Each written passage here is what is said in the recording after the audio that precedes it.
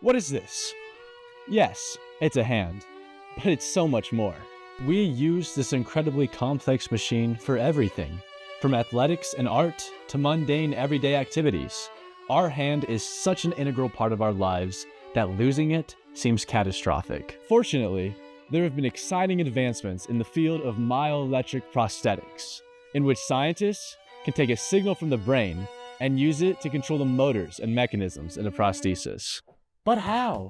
Taking a closer look at a nerve, we can see that it contains millions of neurons, specialized cells that carry information to and from the brain using chemical and, what I'll focus on, electrical signals.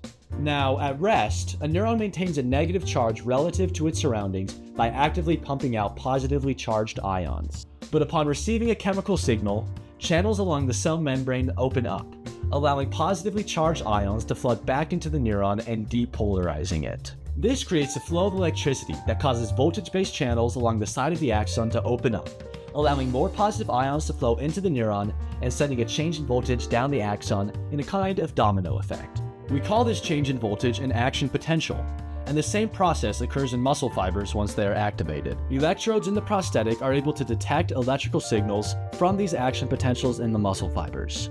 Remember, myoelectric.